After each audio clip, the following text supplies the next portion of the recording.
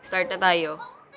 Ayan, nag-iingit na yung anak ko, kailangan mag-start na talaga tayo. Ayan, maglagay ka ng Menong Magic na leche flan flavor na jelly mix. May vitamin C na yan. Ayan, maglagay ka sa kaserola niyan, mga madam.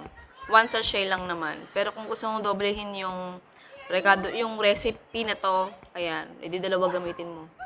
Tapos sunod, maglagay ka ng harina. Yung mga saktong sukat ng ingredients natin, kung gusto mong makuha, i-forward mo hanggang dulo dahil nandun ko nilalagay yung mga kumpletong listahan.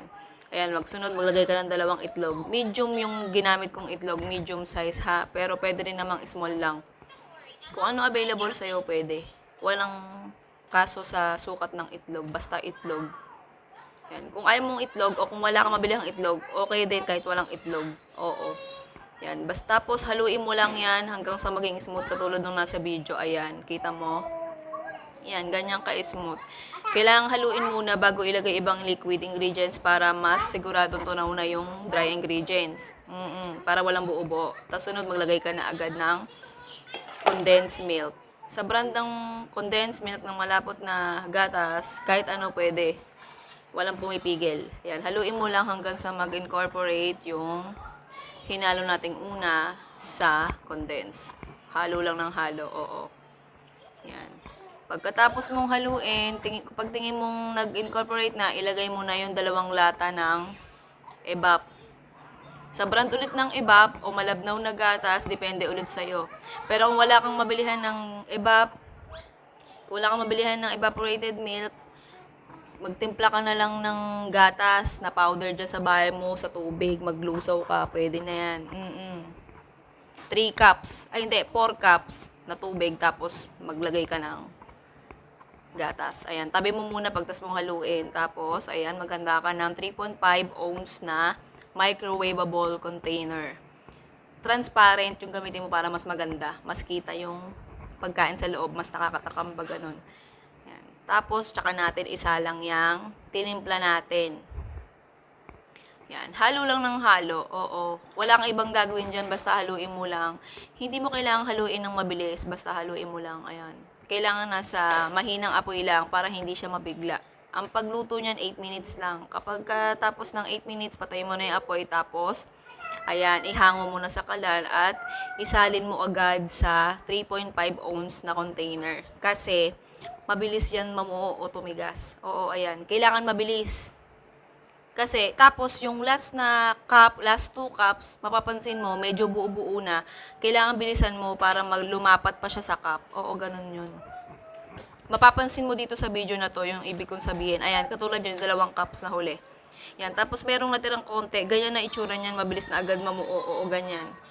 Sa kaso nitong natin, flan o no steam flan, pwede mo na siyang hindi ilagay sa rep. Pero alam nyo ba, mas masarap pagka nilagay mo to sa rep kasi, sa rep ha, kasi mas nagiging smooth yung texture niya. Ayan. Naglagay naman ako ng flakes sa ibabaw niya para pantanggal naman siyang umay.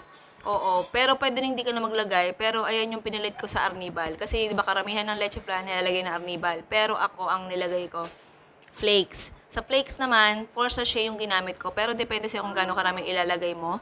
Depende rin kung anong brand yung gusto mong ilagay na flakes o biscuit. Oo, kahit anong biscuit, basta medyo matabang, hindi matamis na biscuit para tanggal umay.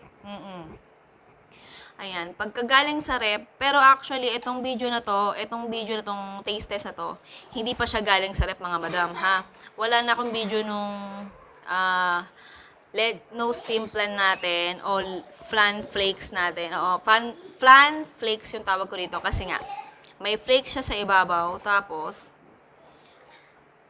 no steam flan naman yung itong pinaka main recipe natin. Oo, kaya flan flakes yung tawag ko dito. Ang sarap nito mga madam, super smooth.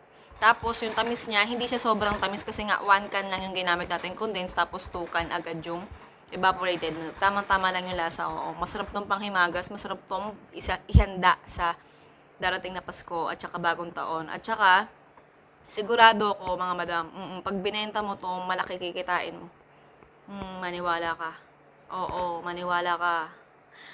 Masarap to at saka sakto lang to sa presyo na sinabi ko dun sa costing. Kung gusto mong malaman, kung gusto mong iluto to o itinda, Ayan, i-forward mo sa bandang dulo, nandun na yung listahan ng ingredients with costing na yun, kung magkano mo to pwede itinda. Malaki kita dito mga madam, super, maniwala ka.